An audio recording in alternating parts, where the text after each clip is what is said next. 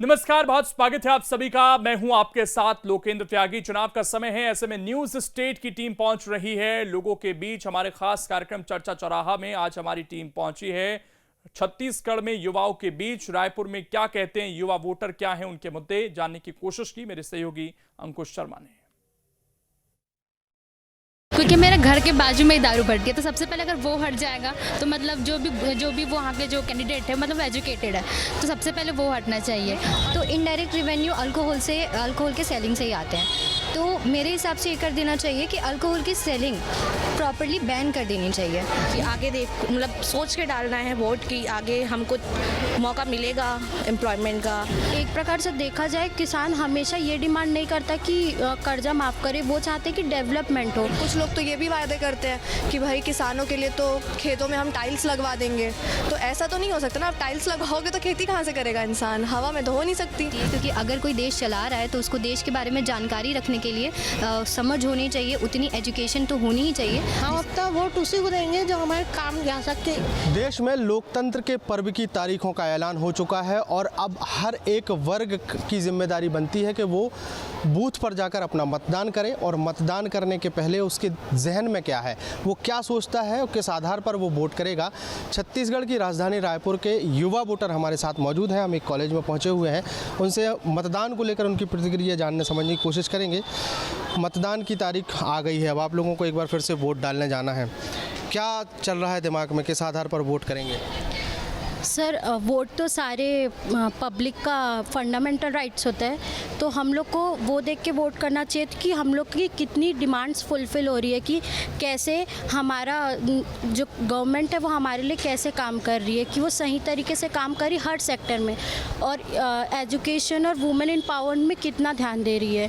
क्योंकि एज हम लोग जानते हैं कि हमारे क्राइम कितना ज़्यादा इंक्रीज़ हो रहा है, तो उस हिसाब से गवर्नमेंट क्या एक्शन ले रही है, उस चीज़ के बेसिस पे जो सूटेबल जिसके स्कीम्स और पॉलिसीज़ ज़्यादा अच्छे हैं, हमें उस बेसिस पे बिना डिस्क्रिमिनेशन के वोट करना चाहिए। बिल्कुल, बहुत महत्वपूर्ण बात कही है कि बहुत सारी चीज़ें, क्योंकि आपका बहुत बड़ा अधिकार है, आप सरकार चुनते हैं, उसके बाद सरकार आपके लिए काम करती है। आपके दिमाग में क्या चल रहा है कि इस बार मतदान किस आधार पर करें? वही प्रॉपर इम्प्लीमेंटेशन होना चाहिए पॉलिसीज़ का। होता है क्या है कि जो बजट पास होता है एनुअली, वो इम्पॉर्टेंट है कि वो एनुअल बजट सिर्फ पास ना करे बल्कि उसको इम्प्लीमेंट भी करे। प्रॉपर जो रोड जो डेवलपमेंट होता है, रूरल एरिया का मेनली डेवलपमेंट होता है, एजुकेशनल सेक्टर में डेवलपमेंट इंपॉर्टेंट है। अभी भी हमारे छत्तीसगढ़ में बहुत सारे डेवलपमेंट की ज़रूरत है, तो उस बेसिस पे वोट करना ज़्यादा इंपॉर्टेंट। जैसे कि क्या डेवलपमेंट हो सकता है आपके हिसाब से, क्या क्या होना चाहिए? जैसे कि बहुत सारे अगर हम देखेंगे रोड्स, तो रोड्स भी प्रॉपर्ली बहुत सारे एरिया के, मोस्टली जो रूरल एरिया से हमें कनेक्ट करते हैं, वो डेवलप्ड नहीं है। वो अभी भी उसमें पक्की वो एक जो कोल होता है उसका रोड बना हुआ नहीं है, तो उसमें डेवलपमेंट। एंड एजुकेशनल सेक्टर में इस तरीके से कि बहुत सारे अभी भी लोग हैं जिनको एजुकेशन अभी भी छत्तीसगढ़ के रूरल एरिया में जो रिमोट एरियाज़ हैं वहाँ पे एजुकेशन की अच्छी फैसिलिटीज़ नहीं है, तो प्रॉपर टीचर्स की ट्रेनिंग होनी चाहिए, उनको एजुकेशन प्रोवाइड होना चाहिए, फ्री मील्स प्रोवाइड करने चाहिए, मिड डे मील प्रोवाइड करना चाहिए। और मिड डे मील में भी सैनिटेशन की, हाइजीन की बहुत ज़्यादा कमी है, अभी भी देखा जा रहा है। बहुत सारी कमियां हैं आप लोगों के हिसाब से अगर देखा तो, जैसे एजुकेशन सेक्टर में और बदलाव की आवश्यकता है। छत्तीसगढ़ पर्टिकुलर अगर बात करें तो छत्तीसगढ़ बैकवर्ड स्टेट्स में आता है, उस लिहाज से आपके हिसाब से क्या बदलाव होने चाहिए? आप क्या लगता है कि स्टूडेंट्स के लिए या आने वाले बच्चों के लिए उनके हिसाब से क्या बदलाव होने चाहिए? सर, अगर हम एजुकेशन का बात करें तो सबसे ज़्यादा यहाँ पे बहुत ज़्यादा थ्योरेटिकल बात करते हैं एजुकेशन के लिए, तो एजुकेशन को हम प्रैक्टिकल बना सकते हैं। जैसे जो साइंस के स्टूडेंट होते हैं वो सबसे ज़्यादा वो प्रैक्टिकल करते हैं। जो आर्ट्स के स्टूडेंट रहते हैं उनको उतना ज़्यादा प्रैक्टिकल नॉलेज नहीं मिल पाता, तो हम उस बेसिस पे कर सकते हैं। और बहुत ज़्यादा अभी जो स्टूडेंट्स को बहुत ज़्यादा टेंशन हो जाता है, कंपटीशन बहुत बढ़ गया है, तो उस चीज़ को लेकर कॉलेज में जो काउंसिल सेंटर होना चाहिए, तो ऐसे करके कर सकते हैं। आपको क्या लगता है, आप इस बार वोट डालने जाएंगी तो आपके हिसाब से जिस एरिया में आप रहती हैं वहाँ से जो सांसद को जो टिकट मिला है, मैं पार्टी की बात नहीं कर रहा हूँ, बीजेपी कांग्रेस की बात नहीं, बात कर रहा हूँ कि वो कैंडिडेट क्या पढ़ा लिखा है, क्या वो काबिल है जो आप लोगों के काम कर पाए? सर उसके लिए मतलब क्योंकि मेरे घर के बाजू में ही दारू पड़ती है, तो सबसे पहले अगर वो हट जाएगा तो मतलब जो भी वहाँ के जो कैंडिडेट है मतलब एजुकेटेड है, तो सबसे पहले वो हटना चाहिए। और जो मतलब कि मेरे घर के सामने में कचरा वचरा रहता है, तो वो अच्छे से गार्बेज गाड़ी आना चाहिए, तो उस सब से रिलेटेड होगा तब एजुकेटेड मतलब समझ आएगा। काफ़ी महत्वपूर्ण बात है। काफ़ी लंबे समय से चुनाव होते रहे हैं, लेकिन ये जो छोटी छोटी समस्याएं हैं, कचरे की व्यवस्था ठीक नहीं हो रही है, कहीं अब शिकायत आती है कि शराब की भट्टियां हैं, इन सब चीज़ों को मायने रखते हैं आप? ये सब चीज़ें दिमाग में रहेंगी? Yes yes. ये सब हटना चाहिए, क्योंकि अगर ये सब नहीं हटेगा तो जितने भी युवा है वो तो ये सब देख के फिर बिगड़ेंगे ही ना, और फिर जो पार्टी कुछ कर नहीं रही है उनको वोट देंगे, और आगे जाके तो फिर यही होगा कि कुछ मीन्स इम्प्रूवमेंट होने वाला नहीं है और सब वैसे ही चलने वाला है। तो हम लोग का ये थॉट है कि जो नेक्स्ट पार्टी आए वो हम लोग के भी सपोर्ट में हो और जनता के में भी हो, ताकि जितनी भी एजुकेशन लेवल्स है, जो टीचर्स के लेवल है, जैसे इन लोग ने कहा कि टीचर्स थोड़े एजुकेटेड होने चाहिए, जो आगे की जो हम लोग को जैसे एजुकेशन है वो अच्छी दे पाए, तो उस हिसाब से ये होना चाहिए। बिल्कुल, एजुकेशन की बात आती है, आप लोग युवा हैं, अब आने वाले समय में मतदान करने जा रहे हैं, क्या क्या चल रहा है दिमाग में, किस आधार पर वोट करेंगे? सर सबसे पहले डिजिटल एजुकेशन के बारे में बहुत कुछ जानना और सीखना पड़ेगा, क्योंकि जैसे कि हमें साइबर का फील्ड हो गया, डिजिटल एजुकेशन प्रोजेक्ट, साथ में हमको स्किल्स भी सीखना पड़ेगा।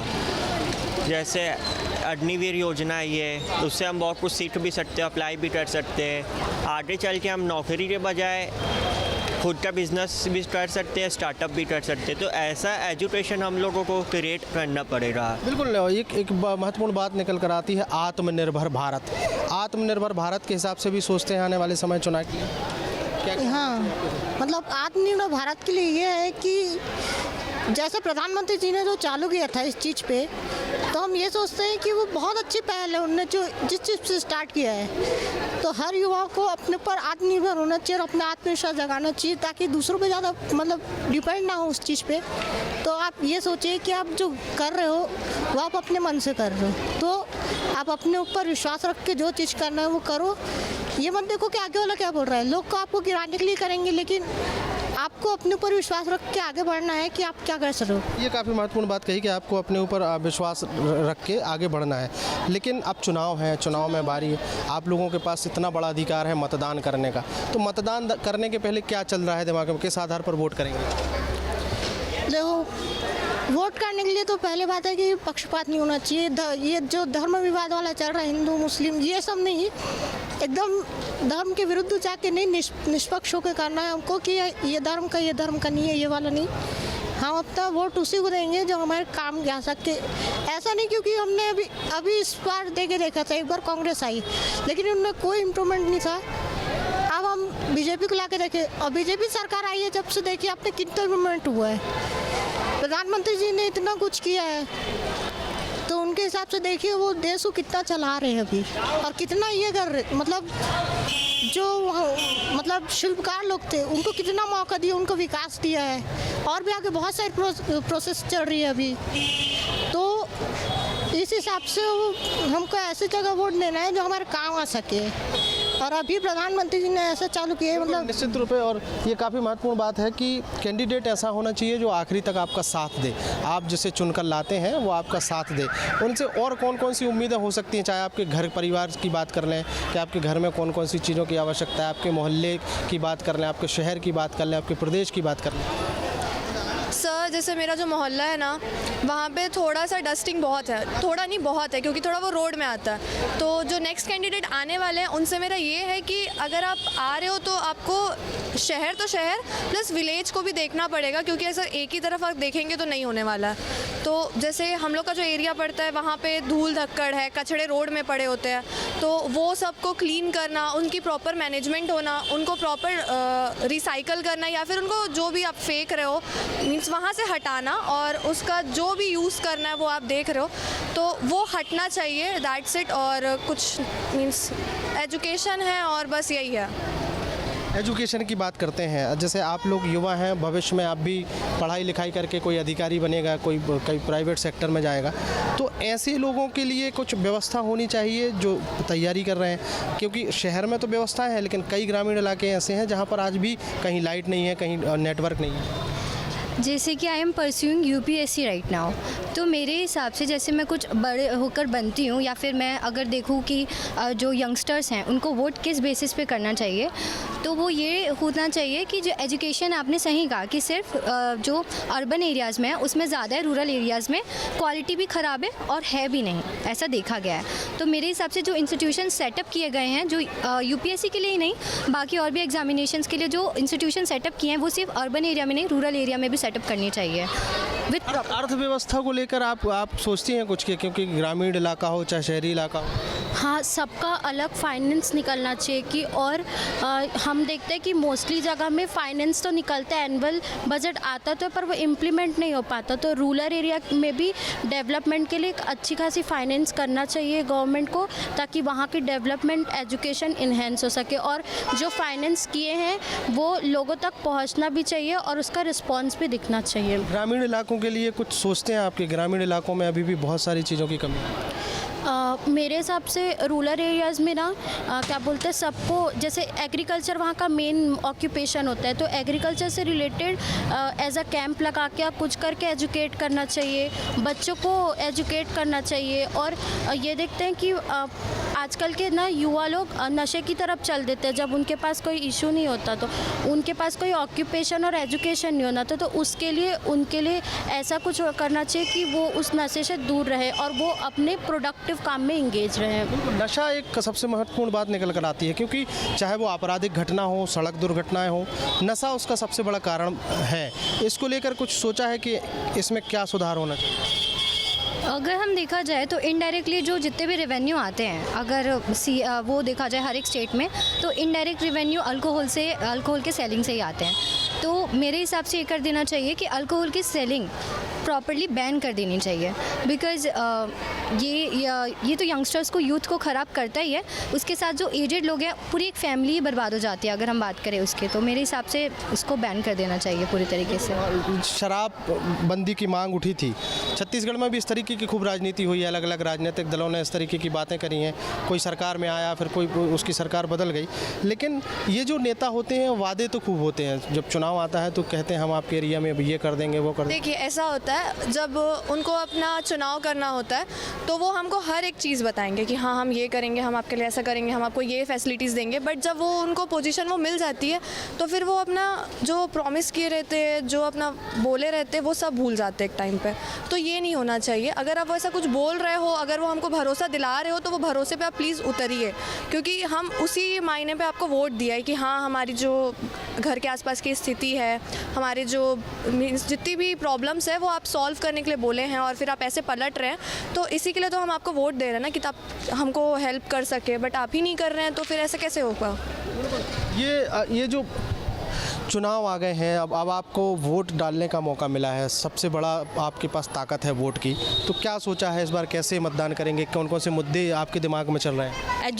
एजुकेशन सबसे पहले होना चाहिए, एम्प्लॉयमेंट कि आगे मतलब सोच के डालना है वोट कि आगे हमको मौका मिलेगा एम्प्लॉयमेंट का, एजुकेशन कैसे बेटर होगा, अभी से देख के आगे के लिए सोचना पड़ेगा। अच्छा, ग्रामीण इलाकों की अर्थव्यवस्था को लेकर अगर सवाल करें तो ठीक है, अभी सब ठीक चल रहा है आपके साथ? मतलब ठीक है, ट्राई हो रहा है गवर्नमेंट की तरफ से भी, लेकिन और अच्छा करा जा सकता है।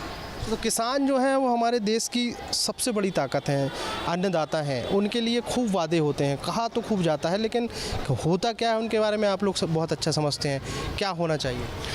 उनको जो पॉलिसीज़ का प्रॉमिस के होता है वो प्रॉपर्ली इम्प्लीमेंट होना चाहिए।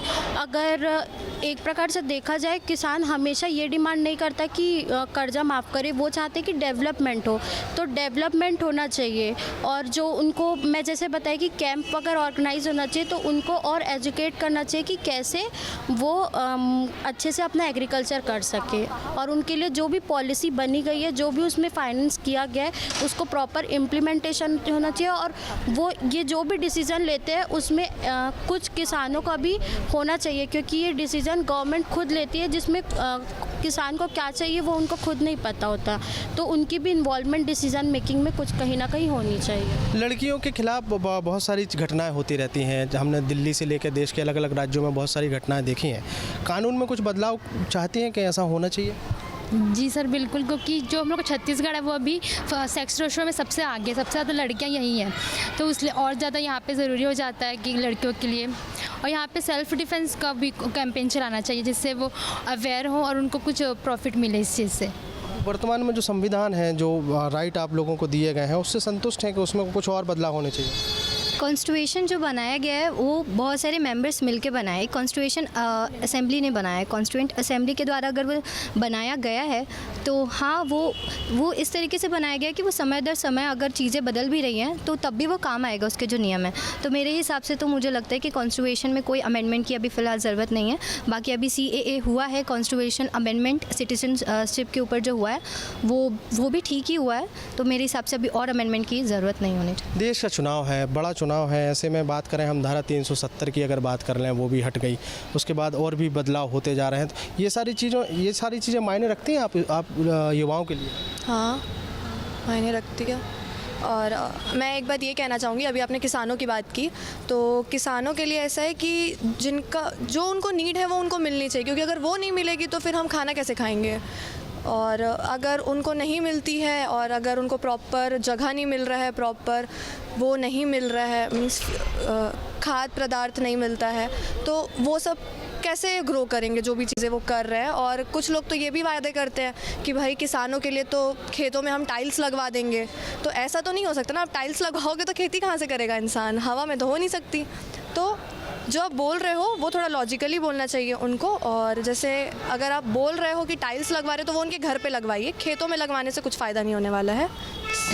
किसानों की बात हो गई है, जैसे अभी मैंने एक सवाल किया था कि कानून जो है वो उसमें कहीं भी जगह नहीं है कि आप गलत काम कर सको, लेकिन उसके बाद भी आपराधिक घटनाएं बढ़ रही हैं, खासकर महिलाओं के खिलाफ में आपराधिक घटनाएं बढ़ रही हैं। उसको लेकर कुछ सोचते हैं कि भाई कहीं कुछ बदलाव होना चाहिए? फिर क्या गलतियां जो है क्या वो लड़कियों की भी रहती है या महिलाओं की भी रहती है?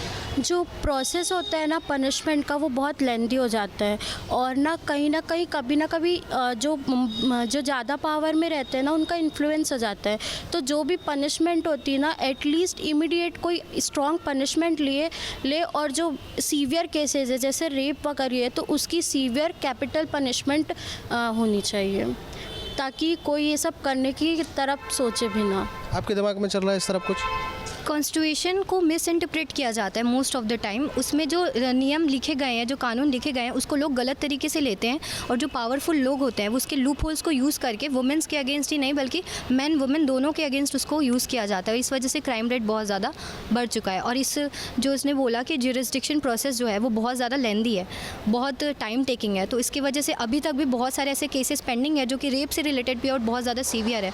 निर्भया केस को ही इतना टाइम लग गया उसको सॉल्व होने में, और उनकी फैमिली भी कितना ज़्यादा सफ़र करी। तो उसके लिए जो ज्यूरिसडिक्शन प्रोसेस है वो स्लो ना होकर जल्दी होना चाहिए, इमीडिएट होना चाहिए। तो एक छोटे से सवाल मेरे ये है कि अब चुनाव आ गया, अब बारी है आप लोगों की, वोट करने आप लोग जा रहे हैं, क्या चल रहा है दिमाग में, किस आधार पर वोट करेंगे? आधार की बात ये है कि हम किसी मतलब ऐसे धर्म को देख के नहीं कर रहे, क्योंकि कई ऐसे होते हैं कि अपने वोट के लिए धर्म प्रचार करते हैं और कई धर्म के प्रचार के लिए उन लोग ऐसे वादे करते हैं जो वो पूरा नहीं कर सकते। कांग्रेस ने कहा कि किसानों को लोन देंगे, लेकिन क्या हुआ? उन्होंने कोई मतलब लोन का ये नहीं किया। आगे जाकर क्या है, घोटाले की बात आई उन पर कि इतना घोटाला हुआ उनके किसानों के लिए। तो जब आप वो चीज़ नहीं कर सकते तो आप वो वादे क्यों कर रहे हो? बिल्कुल, जब आप कुछ कर नहीं सकते तो कहना भी नहीं चाहिए। अब बारी आपकी है, बहुत जल्द मतदान की तारीख आ गई है, बहुत जल्द आप लोग वोट डालने जा रहे हैं, तो क्या क्या सोचा है घर से लेकर उपदेश तक? सर हम ये सोचा ही है कि जो सही होगा, जिसके ज़्यादा फैक्चुअल बात होगी, जिसने ये देखेंगे कि पास्ट में उसने कितना काम किया है और जितना उसने कहा है उतना उसने फुलफ़िल किया है कि नहीं। अगर उसने वो चीज़ फुलफ़िल किया उस बेसिस पे हम लोग को करना चाहिए। किसी भी अगर जो कोई होते हैं जो सिर्फ वादे करते हैं और फिर वो पूरे नहीं करते, वैसे नहीं। और मेरे हिसाब से जो पॉलिटिक्स में जाते हैं कि कुछ मिनिमम एजुकेशन भी वो होनी चाहिए ताकि वो पूरे वर्ल्ड को अच्छे से 360 डिग्री वे में समझ सकें। तो मैं इस बेसिस पे ही वोट करूँगी कि वो कितने अपना फुलफिलमेंट करते हैं। ये काफ़ी महत्वपूर्ण बात कही है कि जो चुनाव लड़ता है, जो नेता होता है, उसके लिए एजुकेटेड होना बहुत ज़रूरी नहीं है, कहीं ऐसा नहीं लिखा है। लेकिन अगर किसी को कलेक्टर बनना है तो उसको IAS करना पड़ेगा, SP बनना है तो IPS करना पड़ेगा। नेताओं के लिए कुछ नहीं करना पड़ता। यही एक सबसे बड़ा लूप होल है किसी भी इलेक्शन का कि अगर कोई एक पद में जा रहा है, बड़े पद में, जो कि एडमिनिस्ट्रेटिव सर्विस करेगा, उसके लिए एजुकेशन इंपॉर्टेंट है।